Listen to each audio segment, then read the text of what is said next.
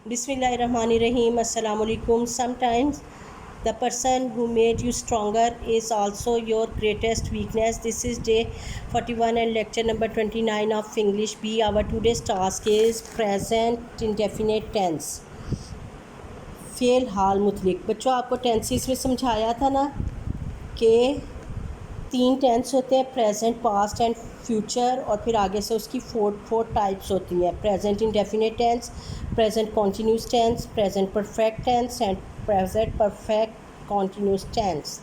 ठीक है, इस तरह 12 टेंसेस बन जाते हैं। आज हमने करना है प्रेजेंट इंडेफिनिट टेंस, फ़ेल हाल मुतलिक। इट एक्सप्रेसेस द वर्क और एक्शन इन प्रेजेंट टाइम, यानी हाल के ज़माने में जो काम या कोई हरकत हो वो ज़ाहिर करने के लिए प्रेजेंट इंडेफिनिट टेंस इस्तेमाल होता है। बच्चों इसको उर्दू में कैसे पहचाना जा सकता है कि फ़िक्रात के आखिर में ता है, ती है, ते है, ती है वगैरह आएगा। ठीक है, जब भी हम कोई उर्दू का जुमला देखेंगे जिस पे ता है, ती है, ते है वगैरह आएगा तो हमें पता चल जाएगा ये कौन सा टेंस है, प्रेजेंट इंडेफिनिट टेंस है। ठीक है, अब इसके जो एफर्मेटिव सेंटेंस यानी पॉजिटिव सेंटेंस या असर्टिव सेंटेंसेस जो है वो बनाने के लिए, मस्बत फ़िक्रात बनाने के लिए हम क्या असूल इस्तेमाल करेंगे, रूल्स क्या होंगे। In the case of the third person singular he, she, it और एनी सिंगुलर नाउन एस और E S is added with first form of verb, कि जब हम ही, शी, इट या सिंगुलर नाउन यूज़ करेंगे तो उसके साथ हमने एस या ई एस का इजाफा करना है, किसके साथ, वर्ब की फ़र्स्ट फॉर्म के साथ। ठीक है, सबसे पहले सब्जेक्ट होगा, फिर वर्ब की फ़र्स्ट फॉर्म आ जाएगी। ठीक है, we use first form of verb without any addition with I, you, we, they और अदर प्लूरल्स। और जब आई, यू, वी, दे या फिर कोई प्लूरल होगा तो हमने सिर्फ वर्ब की फ़र्स्ट फॉर्म लिखनी है, उसमें किसी किस्म का भी एस या यस का इजाफा नहीं करना। ठीक है, we put a full stop in the end, हमने आखिर में फुल स्टॉप लगाना है। अब बच्चों ये देखो, इस तरह से हमने इसका स्ट्रक्चर बनाना है। सबसे पहले सब्जेक्ट आएगा, सब्जेक्ट पता है ना कि जो काम कर रहा हो उसे कहते हैं। ठीक है, सब्जेक्ट आएगा, फिर उसके बाद फर्स्ट फॉर्म ऑफ वर्ब आएगी। अगर ही, शी, इट या सिंगुलर है तो एस या ई एस आएगा, फिर ऑब्जेक्ट और आखिर में फुल स्टॉप। ये देखो एग्जांपल है, आई राइट अ लेटर, मैं ख़त लिखता हूँ। ही राइट्स अ लेटर, वो ख़त लिखता है। देखो यहाँ पे ही है तो इसलिए इसके साथ एस आया है। ठीक है, अब आगे आ जाते हैं नेगेटिव सेंटेंसेस, मनफी फ़िक्रात। Negative sentences, in negative sentences we add do not after subject with I, you, we, they and plurals, कि जहाँ पे आई, यू, वी, दे या प्लूरल्स होंगे हमने वहाँ पे सब्जेक्ट के बाद डू नॉट लगाना है। We add does not with he, she, it and singulars, जहाँ पे वाहिद होंगे और ही, शी, इट होगा तो उसमें हमने आफ्टर सब्जेक्ट क्या लगाना है, डज नॉट। ठीक है, the first form of verb is used without any addition, we put a full stop at the end. हमने दोनों सूरतों में डू नॉट के साथ भी और डज नॉट के साथ भी फ़र्स्ट फॉर्म बग़ैर किसी इजाफे के साथ इस्तेमाल करनी है और आखिर में फ़ुल स्टॉप लगाना है। बच्चों अभी देखो इसका स्ट्रक्चर है, सबसे पहले सब्जेक्ट आ गया। ठीक है, फिर डू नॉट, डज नॉट आ गया।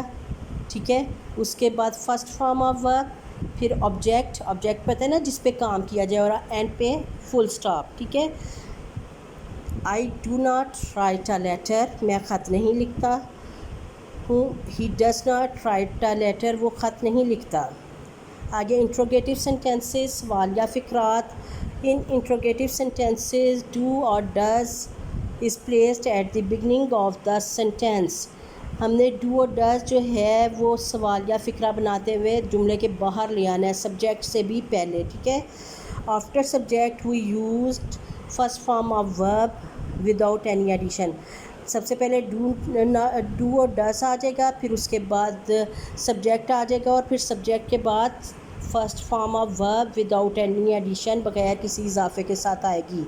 The question mark is placed at the end of the sentence, और जुमले के आखिर में क्वेश्चन मार्क आ जाएगा। अब बच्चों ये देखो इसका स्ट्रक्चर है कि सबसे पहले डू डस आ गया, फिर सब्जेक्ट आ गया, फिर फर्स्ट फॉर्म ऑफ वर्ब, बगैर किसी एडिशन के। फिर उसके बाद ऑब्जेक्ट और फिर question mark. Do I write a letter, क्या मैं ख़त लिखता हूँ। Does he write a letter, क्या वो ख़त लिखता है। बच्चों इससे आपने बहुत अच्छी तरह अंडरस्टैंड करना है ताकि आपको ट्रांसलेशन करने में आसानी हो, ठीक है।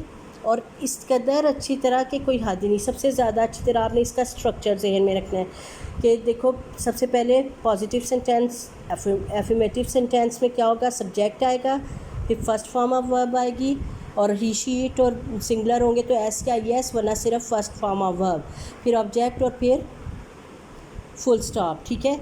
I write a letter, he writes a letter, ठीक है।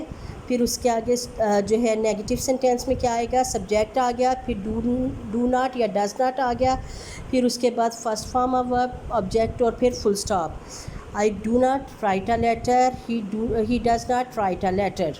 फिर आगे इंट्रोगेटिव आ गया, स्ट्रक्चर आ गया, डू डज़, फिर सब्जेक्ट, फिर फर्स्ट फॉर्म ऑफ वर्ब, फिर ऑब्जेक्ट और फिर question mark. Do I write a letter, does he write a letter.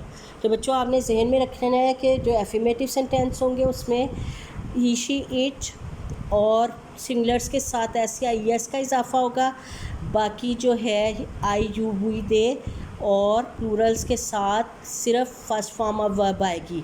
और नेगेटिव और इंट्रोगेटिव में क्या होगा कि नेगेटिव में डू नॉट और डज़ नॉट आएगा और सिंपल फर्स्ट फॉर्म आएगी, कोई एडिशन नहीं होगा। इसी तरह इंट्रोगेटिव में डू और डज़ जो है वो जुमले के बाहर आ जाएगा और आखिर में क्वेश्चन मार्क आएगा और वर्ब की फ़र्स्ट फॉर्म आएगी। आपने स्ट्रक्चर्स को तीनों के स्ट्रक्चर जो हैं उनको जहन में रखना है, ठीक है। और आपने इसको अच्छी तरह अंडरस्टैंड करके लिखना है। अल्लाह हाफिज़।